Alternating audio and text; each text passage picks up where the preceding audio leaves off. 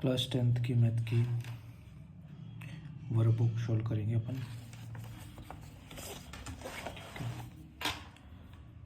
वास्तविक संख्याएं की वर्कशीट फर्स्ट देखेंगे। प्लीज में कुछ मेमोरेबल पॉइंट है। अंकगणित के आधारभूत प्रमेय प्रत्येक भाज्य संख्या को अभाज्य संख्याओं के गुणनफल के रूप में व्यक्त किया जा सकता है। √2, √3, √5 इत्यादि अपरिमेय संख्या है। यदि a और b दो धनात्मक पूर्णांक है तो HCF a, b into LCM a, b बराबर a इंटू ये नॉर्मल से सूत्र वगैरह। ठीक है, क्वेश्चन नंबर 5 देखिए। निम्न में से कौन सी संख्या एक अभाज्य संख्या है? 29, 25, 16, 15। देखो 15 में भी डिवाइड हो जाता है 3 5 से, 16 भी हो जाती है, 25 भी हो जाती है, 29 की शेष नहीं होती, तो यही एक अभाज्य संख्या है। नेक्स्ट क्वेश्चन, निम्न में से कौन एक अपरिमेय संख्या नहीं है? √10, √24, √35, √25। √25 का मान होता है कितना? 5। तो ये अपरिमेय संख्या नहीं होगी, ये परिमेय संख्या होगी, तो ये आंसर हो जाएगा। √3 व √5 है पूर्णांक संख्याएं, अपरिमेय परिमेय। देखो अपन ने पढ़ा था √2, √3, √5 अपरिमेय होती है, कैसी हुई है? अपरिमेय संख्या। वास्तविक संख्या होती है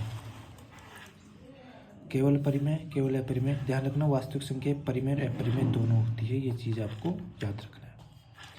5.2372 है पूर्णांक संख्या, परिमेय काल्पनिक। काल्पनिक नहीं है, पूर्णांक नहीं है, क्योंकि पूर्णांक संख्या एकदम फिक्स रहती है, पॉइंट में नहीं आती, तो ये कौन सी संख्या है बेटा? परिमेय संख्या। नेक्स्ट है 5, 15 और 20 का लेस है व मैस है। लेस है यानी एलसीएम और मैस है यानी एचसीएफ। याद करना है, पहले इनका अभाज्य गुणनखंड करेंगे। 5 का किया एक बार, 15 का किया, सबसे पहले 3 से डिवाइड करो 5 बार, फिर 5 से एक बार, फिर 20 का 2 से 10 बार, 2 से 5 बार, 5 से 1 टाइम, 5, 3, 5 ये। अब एलसीएम देखो, एलसीएम इधर क्या आया? 5, इसमें क्या आया? 3 इंटू 5, इसमें क्या आया? 2 इंटू 2 इंटू 5। तो इनका एलसीएम क्या हुआ? 5 आ गया, 3 आ गया, 2 आ गया। 5 इंटू 3 15, 15 तो 30, 30 इंटू 2 60 हो गया। एचसीएफ, एलसीएम होता है लोएस्ट कॉमन फैक्टर, एचसीएफ होता है हाईएस्ट कॉमन फैक्टर।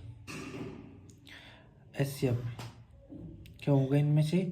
जो हाईएस्ट कॉमन आ रहा है, देखो 5, तो एचसीएफ आ जाएगा कितना? 5, एलसीएम आ गया 60। सब नेक्स्ट क्वेश्चन देखो, सबसे छोटी अभाज्य और सबसे छोटी भाज्य संख्या का गुणनफल। सबसे छोटी अभाज्य संख्या होती है 2, सबसे छोटी भाज्य संख्या होती है कितनी? 4।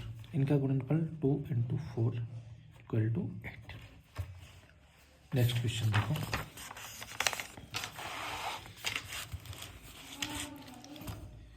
दो परिमेय संख्याओं के बीच कितनी परिमेय संख्या होती है? अब हमेशा ध्यान रखना, जो दो परिमेय संख्याएं होती है, कितनी परिमेय संख्याएं?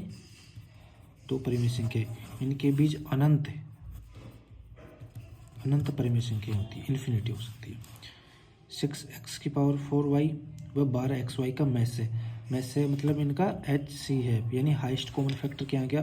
देखो 6 इसमें आ रहा है, x आ गया, y आ गया, ये हाईएस्ट कॉमन फैक्टर, इसके अलावा दोनों में कोई भी हाईएस्ट कॉमन फैक्टर नहीं है। यदि p तथा q दो अभाज्य संख्याएं तो उनका एचसीएफ क्या होगा? ध्यान रखना, जब दो अभाज्य संख्याएं होती है तो उनका एचसीएफ यानी कि जो कॉमन आता है, अभाज्य संख्याएं किसी से डिवाइड नहीं होती, डिवाइड नहीं होगी तो उनमें कॉमन क्या आएगा? कुछ भी नहीं आएगा, ओनली 1 रहेगा। तो दो, अगर p और q दो अभाज्य संख्या है तो उनका जो हाईएस्ट कॉमन फैक्टर होता है वो होता है 1। 216 के अभाज्य गुणनखंड लिखिए। 216 के अभाज्य गुणनखंड निकाल लो। 2 एकम 2, 0 8 फिर 2 पंजे 10, 24, फिर 2 से 27, फिर 3 से 9, 3 से 3, 3 से 1, यह हो गया। इसको ऐसे भी लिख सकते हैं 2 into 2 into 2 into 3 into 3 into 3। ठीक है, ये हो गया भाजक अंक। 0 और 50 के बीच कितनी विषम संख्या होती है? ध्यान रखना 0 और 50 टोटल अंक कितने होंगे? 50। तो आधी विषम होगी, आधी सम होगी। टोटल विषम संख्या कितनी हुई? 25। विषम संख्या कितनी हुई? 25। और पता लगाओ तो कैसे? जैसे 1, 3, 5, 7, 9, 11, 13, 15, 17, 19, 21, 23, 25, 27, 29,